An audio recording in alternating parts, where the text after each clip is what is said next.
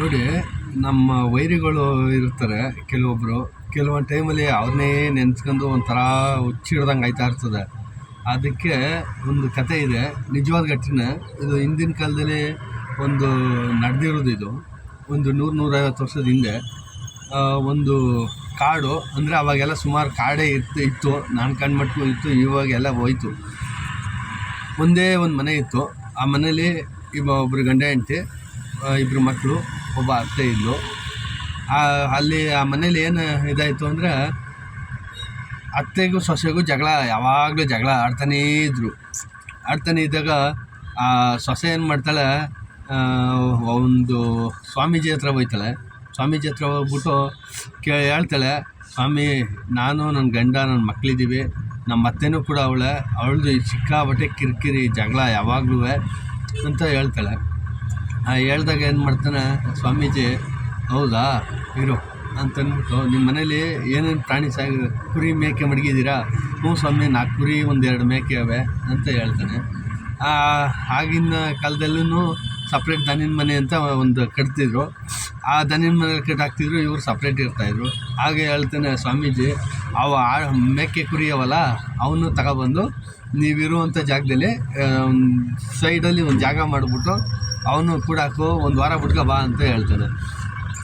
ಹಾಗೆ ಮತ್ತೆ 1 ವಾರ ಬಿಟ್ಕೊಂಡು ಹೋಗಿ ಹೇಳ್ತಾಳೆ ಸೊಸೆ, ಅಯ್ಯೋ ಸ್ವಾಮಿ, ಮೊದಲೇ ಪರವಾಗಿರಲಿಲ್ಲ, ಇವಾಗ ಇದ್ಬದ್ದು ಕಾಟ ಜಾಸ್ತಿ, ಇವು ಅತ್ತೆ ಬೇರೆ ಕಾಟ, ಇವು ಮೇಕೆ ಕುರಿ ಕಿರ್ತವೆ, ಇನ್ನೂ ತಲೆ ಕಿಟ್ಕೊಯ್ತಾ ಇದೆ, ಏನು ಮಾಡೋದು ಗೊತ್ತಾಯ್ತಲ್ಲ. ಆದರೆ ನಮ್ಮ ಅತ್ತೆ ಕಾಟ ಅಂತೂ ಇನ್ನೂ ಜಾಸ್ತಿ ಆಗ್ಬಿಟ್ಟದೆ ಅಂತ ಹೇಳ್ತಾಳೆ. ಆಗ ಸ್ವಾಮೀಜಿ ಹೇಳ್ತಾನೆ, ಹೌದಾ, ಮತ್ತೆ ಇನ್ನೇನೇನು ಪ್ರಾಣಿ ಮಡಗಿದ್ರಿ, ಕೋಳಿ ಮಡಗಿದ್ದೀರಾ ಅಂತ ಕೇಳ್ತಾನೆ. ಆಗ ಹ್ಞೂ ಸ್ವಾಮಿ, ಒಂದು 10 ಕೋಳಿ ಅವೆ, ಒಂದು 20 ಮರಿ ಅವೆ ಅಂತ ಹೇಳ್ತಾನೆ. ಒಂದು ಕೆಲಸ ಮಾಡೋ, ಆ ಕೋಳಿ ಮೀನು ಆ ಮರಿನೂ ತಗೊಬಂದು ಮನೆ ಒಳಗೆ ಇಟ್ಕೊ, 1 ವಾರ ಬಿಟ್ಕೊ ಬಾ ಹೇಳ್ತೀನಿ ಅಂತ ಹೇಳ್ತಾನೆ. ಆಗ ಮತ್ತೆ ಅದೇ ಕೆಲಸ ಮಾಡ್ತಾಳೆ. ಮತ್ತೆ 1 ವಾರ ಬಿಟ್ಕೊಂಡು ಅಲ್ಲಿಗೆ ಹೋಯ್ತಾಳೆ, ಸ್ವಾಮೀಜಿ ಹತ್ರ ಹೋಯ್ತಾಳೆ. ಅಯ್ಯೋ ಸ್ವಾಮಿ, ಇನ್ನೂ ಜಾಸ್ತಿ ಆಗ್ಬಿಟ್ಟದೆ ನಮ್ಮ ಅತ್ತೆ ಕಾಟ, ಅದ್ರ ಜೊತೆಲಿ ಈಗ 10 ಮರಿ 20 ಕೋಳಿ, ಈ ಕುರಿ ಮೇಕೆದು ಕಾಟ ಸಿಕ್ಕಾಬಟ್ಟೆ ಕಾಟ ಆಗ್ಬಿಟ್ಟದೆ, ಏನು ಮಾಡೋಕ್ಕೂ ಆಯ್ತಾಯಿಲ್ಲ. ಆದರೆ ನಮ್ಮ ಅತ್ತೆ ಕಾಟ ಅವಕ್ಕಿಂತಲೂ ಜಾಸ್ತಿ ಆಗ್ಬಿಟ್ಟದೆ ಅಂತ ಹೇಳ್ತಾರೆ. ಆಗ ಮತ್ತೆ ಇನ್ನೇನು ಹಂದಿ ಏನಾರು ಮಡಗಿದ್ಯಾ ಮನೇಲಿ ಅಂತ ಕೇಳ್ತಾನೆ.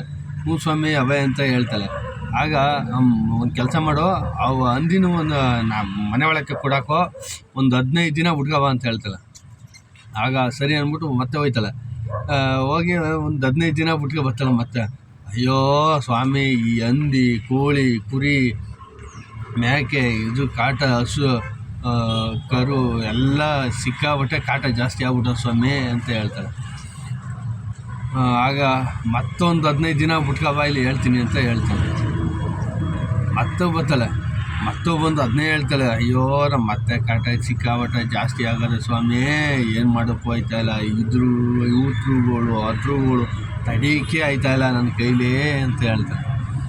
ಸರಿ ಆಯಿತು, 15 ದಿನ ಬಿಟ್ಕೊ ಅಂತ ಹೇಳಿದ್ದೆ, ಬಂದಿದ್ಯಾ, ಈಗ ಒಂದು ಕೆಲಸ ಮಾಡು, ಅವೆಲ್ಲನೂ ದೂರ ಆಚೆಗೆ ಬಿಡು, ಮೊದಲೆಲ್ಲಿದ್ದು ಅಲ್ಲಿಗೆ ಕಳಿಸು, ಈಗ ಮಾಮೂಲಿ ನೀವು ಹೆಂಗಿದ್ರಿ ಹಂಗೆ, ಮೊದಲು ಹೆಂಗಿದ್ರಿ ಹಂಗಿರ್ರಿ ಅಂತ ಹೇಳ್ತಾನೆ. ಆಗ ಒಂದು 15 ದಿನ ಬಿಟ್ಕೊಂಡು ಮತ್ತೆ ಬರ್ತಾಳೆ. ಬಂದಾಗ ಕೇಳ್ತಾನೆ ಸ್ವಾಮೀಜಿ, ಈಗ ಹೆಂಗಿದೆಯಾ, ಹೆಂಗಿದ್ದೀರಿ ಅಂತ ಕೇಳ್ತಾನೆ.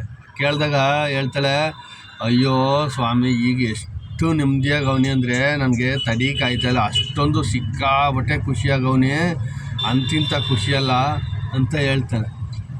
ಹೇಳಿದಾಗ ಮೊದಲೇನಾಗಿತ್ತು, ನೀವು ಇಷ್ಟೇ ಜನ ಇದ್ರಿ ತಾನೆ, ಏನಾಗಿತ್ತು ಅಂದಾಗ ಆಗ ಅವಳು ಹೇಳ್ತಾಳೆ, ಅಯ್ಯೋ ಸ್ವಾಮಿ, ನಮ್ಮ ಅತ್ತೆದೇ ಕಾಟ ದೊಡ್ಡದು ಅಂತ ಅನ್ಕೊಬಿಟ್ಟಿದ್ದೆ, ಇನ್ನೂ ಬೇರೆ ಪ್ರಾಣಿ ಬಂದಿದ್ದರೆ ನಮ್ಮ ಜೊತೆಲೇ ಇನ್ನೂ ಎಷ್ಟು ಕಾಟ ಜಾಸ್ತಿ ಆಯ್ತವೆ, ಪಾಪ ನಮ್ಮ ಅತ್ತೆದೇನೂ ತಪ್ಪಿಲ್ಲ, ಎಲ್ಲ ನನ್ನದೇ ತಪ್ಪು ಅಂತ ಹೇಳ್ಬಿಟ್ಟು ಖುಷಿಯಾಗಿ ಹೊಂಟೋಯ್ತಾಳೆ. ಹಂಗೆ ನಾವು ಯಾರನ್ನಾದ್ರೂ, ಈಗ ಯಾರೋ ನಮ್ಗೆ ಆಗದೇ ಇರೋರು ಇನ್ನೊಬ್ಬರನ್ನ ನೋಡಿ ನಾವು ಬೈಕೊಂಡು ಅವ್ರ ಬಗ್ಗೆನೇ ಚಿಂತೆ ಮಾಡ್ತಾ ಇರ್ತೀವಲ್ವ, ಆವಾಗ ನಾವೇನು ಮಾಡಬೇಕು ಅಂದರೆ ಅವ್ರ ಬಗ್ಗೆ ತಲೆನೇ ಕೆಡ್ಸ್ಕೊಬಾರ್ದು, ಬಿಟ್ಬಿಡ್ಬೇಕು ಸೈಡಲ್ಲಿ. ಬಿಟ್ಬಿಟ್ಟು ನಾವು ಬೇರೆ ಕೆಲಸ ಮಾಡೋದ್ರ ಬಗ್ಗೆ ಚಿಂತನೆ ಮಾಡಿದಾಗ ಆವಾಗ ನಮ್ಗನ್ನಿಸ್ತದೆ ಅವರು ಏನೇನೂ ಅಲ್ಲ ಅಂತ ಅನ್ನಿಸ್ತದೆ. ಅದ್ರ ಬಗ್ಗೆ ಚಿಂತೆನೇ ಮಾಡೋಕ್ಕೋಗ್ಬಿಡೋದು. ಅದ್ರ ಬಗ್ಗೆ ಚಿಂತೆ ಮಾಡಿದಾಗ ನಮಗೆ ಒಂಥರ ಕಿರಿ ಅಂತ ಅನ್ನಿಸ್ತದೆ. ಇದನ್ನು ನೋಡಿ ಆದಷ್ಟು ಪ್ರಯತ್ನ ಪಡಿ. ನಾನಂತೂ ಇದನ್ನು ಸುಮಾರು ದಿನದಿಂದ ಪಾಲನೆ ಮಾಡ್ತಾಯಿದ್ದೀನಿ. ಯಾರ ಕಿರಿಕಿರಿ ಅಂತ ಅನ್ನಿಸಿದ್ರಾ ಅವ್ರನ್ನ ಅಲ್ಲೇ ಬಿಟ್ಟು ಸೈಡಲ್ಲಿ ಇದ್ದೀನಿ.